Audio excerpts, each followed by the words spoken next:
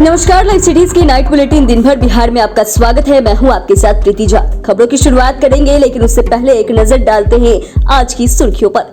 Cabinet में 40 एजेंडों पर लगी मुहर, राज्यकर्मियों के लिए बड़ी खुशखबरी। नीतीश ने फिर से विशेष राज्य के दर्जे की मांग, कैबिनेट में प्रस्ताव। लालू नीतीश पर भड़के सम्राट चौधरी, 33 सालों में क्या किए, जनरल डायर की तरह सबको गोली मार दो, सीएम पर भड़के मांझी। लालू परिवार पर फिर भड़के पीके, सम्राट को भी खूब रगड़ा। बीजेपी की बड़ी मांग, समीक्षा के बाद बिहार में शुरू कीजिए शराब। पूर्व मंत्री वृषेण पटेल के मोबाइल पर महिला ने भेजी अश्लील फोटो। के पाठक की बड़ी कार्रवाई, 58 शिक्षकों का वेतन बंद। बिहार पुलिस दरोगा भर्ती परीक्षा का डेट आया सामने। सहरसा में 3 साल की बच्ची से दुष्कर्म, पीड़िता की हालत गंभीर। अब खबरें विस्तार से।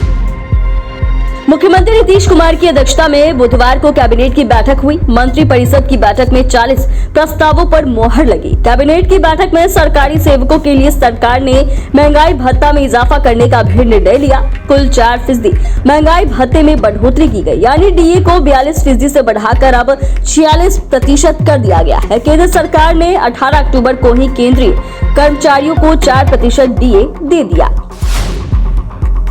जैसे जैसे लोकसभा चुनाव का वक्त नजदीक आता जा रहा है, वैसे वैसे बिहार के मुख्यमंत्री नीतीश कुमार भी चुनावी मोड में दिख रहे हैं। एक बार फिर उन्होंने सियासी दांव खेल दिया है। बिहार में 75% आरक्षण लागू करने के बाद अब नीतीश सरकार ने बिहार के लिए विशेष दर्जे की मुहिम शुरू कर दी है।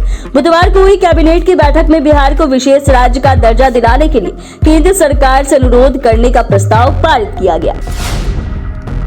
नीतीश कैबिनेट की बैठक में बिहार को विशेष राज्य का दर्जा दिलाने की मांग को लेकर प्रस्ताव स्वीकृत कर नीतीश सरकार ने गेंद केंद्र सरकार के पाले में डाल दिया है। कैबिनेट से प्रस्ताव स्वीकृत होने के बाद इसको लेकर सियासत शुरू हो गई है।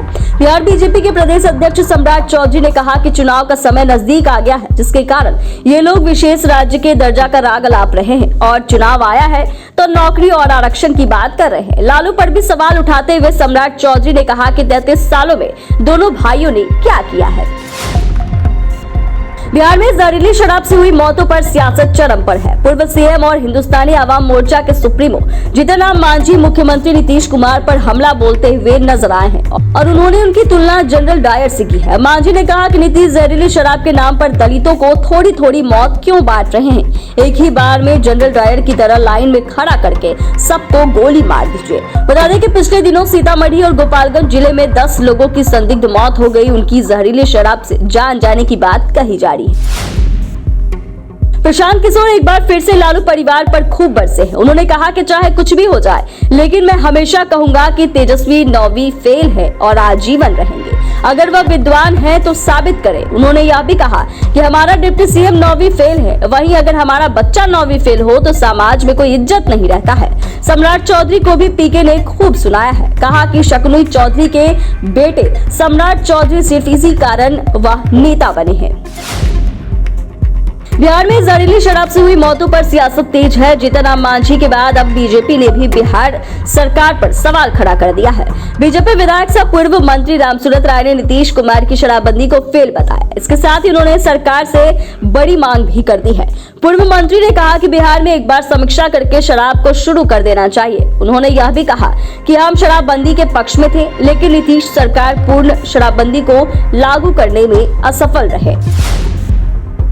बिहार सरकार के पूर्व मंत्री और राजद नेता वृषेण पटेल से 50 लाख की डिमांड का मामला सामने आया है। जानकारी के मुताबिक वृषेण पटेल के मोबाइल पर अश्लील फोटो भेजी गई और फिर तस्वीर को सार्वजनिक करने की धमकी देते हुए 50 लाख की मांग की गई और ऐसा नहीं करने पर राजनीतिक कैरियर बर्बाद करने की बात भी कही गई, जिसके बाद पूर्व मंत्री ने आर्थिक अपराध इकाई में शिकायत दर्ज कराई।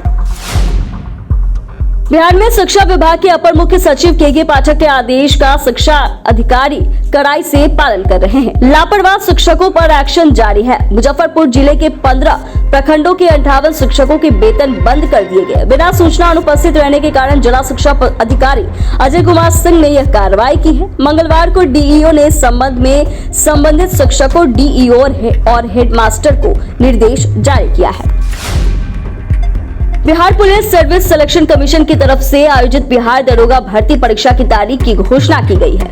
इस वैकेंसी के लिए परीक्षा 17 दिसंबर 2023 को आयोजित की जाएगी। इसको लेकर एडमिट कार्ड 1 दिसंबर 2023 को जारी होगा। इससे पहले इस समीक्षा के लिए फॉर्म भरने की शुरुआत 5 अक्टूबर 2023 को शुरू हुई थी और इसमें आवेदन करने के लिए कैंडिडेट्स को पूरे 1 महीने यानी कि 5 नवंबर 2023 तक का समय दिया गया था। इसके बाद अब एग्जाम डेट जारी कर दिया गया है। बिहार के सहरसा में शर्मनाक घटना सामने आई है। एक 3 साल की बच्ची के साथ दुष्कर्म की घटना को अंजाम दिया गया। बच्ची को गंभीर स्थिति में सदर अस्पताल में भर्ती कराया गया है, जहां उसका इलाज चल रहा है। मामला जिले के बिहरा थाना क्षेत्र का बताया जा रहा है। जानकारी मिलने के बाद महिला थाने की पुलिस छानबीन में जुट गई और पीड़िता के परिजनों के अनुसार गांव के ही एक नाबालिग ने घटना को अंजाम दिया है। पीड़िता के पिता सब्जी दुकान से परिवार का भरण पोषण करते हैं। जब खाना खाने के लिए दुकान से घर गया तो उसकी पत्नी ने इस घटना के बारे में जानकारी दी और उसके बाद आनन फानन में इलाज के लिए बेटी को अस्पताल में भर्ती कराया गया। चैनल को सब्सक्राइब करें, फेसबुक पेज को लाइक करें। वीडियो देखने के लिए आपका धन्यवाद।